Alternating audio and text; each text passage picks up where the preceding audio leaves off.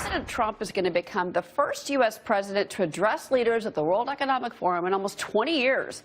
He's expected to push his America First agenda, and that it does not mean America alone, something Treasury Secretary Steven Mnuchin told our Maria Bartiromo yesterday.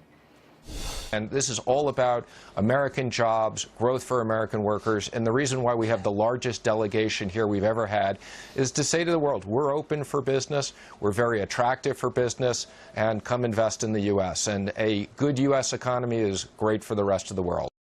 Open for business. So how's the president's highly anticipated speech going to be received this morning? Here to weigh in, GOP strategist Robert Cahaly and American Council for Capital Formation President CEO Mark Bloomfield. Guys, good morning. Good morning. Good morning. All right. Well, Robert, I want to start with you. From a political perspective, how do you think that the president's going to be well received today? We've heard reports that some African leaders may be walking out on the president's address this morning.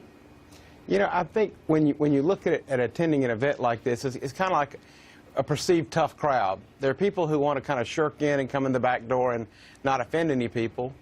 And then there are folks who want to come in the front door and have the confidence they can win people over. And the president certainly seems to be the latter. I think what we're seeing is that when the understanding is that this is about business and about a strong America, that you're seeing business leaders certainly react. I mean, you know, as Mnuchin said, a strong America is good for the world economy. And if you really care about the things that so many say they do, human rights, equality, and fair treatment of everyone, a strong America leads to a world where that can happen. Right, and then this, of course, is a forum about globalization, which is interesting because he really seems to be trying to tell them, I'm not talking complete protectionism, but what makes sense for our country. And it's interesting, Mark, because on the business side of this, we do know from a senior White House official that he's going to be talking about theft of intellectual property. China, anybody?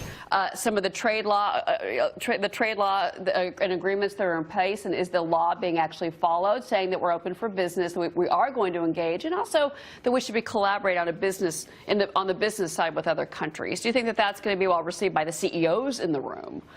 Oh, I think it will. And before we go any further, let me also do kudos for the organization of Davos. This is the first time that we've got women co-chairs. And there's a recent report, which I think is accurate and relates to the issue, that the key to unlocking economic growth in the world, frankly, is getting more women in the economy. So let's say that first. Let's secondly talk about the Davos men and women. I think one of the important things for economic growth here is that there are people being left behind, that the international economic order is very, very sick, and the people in Davos have to begin to understand that. And then third, in terms of Trump, the critical thing about Trump, he is a pro-business populist. Mm-hmm. And that, I think, is something that a lot of people do not understand. But he's also, but you know what, he's also, too, Robert, he's going to have to address, and we know he's going to, we expect him to talk about the threat of ISIS. We expect him to talk about North Korea. I mean, this is a president that has been very tough on terror, and we should say that ISIS has all but been dissolved. Does he take credit for that this morning, and how will that go over? I think it's important for him to make it clear, and some of these already know, that the U.S.'s strong leadership makes all the difference in facing these global threats. All this wouldn't be possible. I mean, we wouldn't have the security we've had in Europe and the prosperity we've had for the last 70 years if it wasn't for the U.S.'s strong position. And I think that the president kind of symbolizes the reemergence of that. I mean, right. As much as the socialists in Europe hate to admit it, they need a strong U.S. They do. Well, they certainly do, Mark. And I'm going to leave you with a final thought here on that. You know, how do you think the business leaders in particular in Europe are going to receive the fact that he's going to talk about the fact that they want businesses, Mark, to be in the United States? That's the whole point.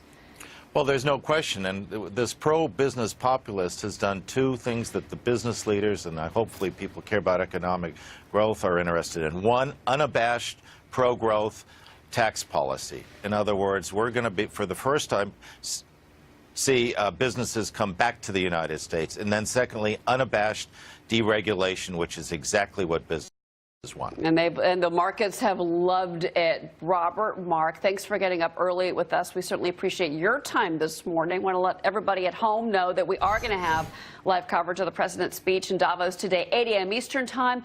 Make sure to tune in to Mornings with Maria. Maria is live once again from Davos, 6 a.m. Eastern Time.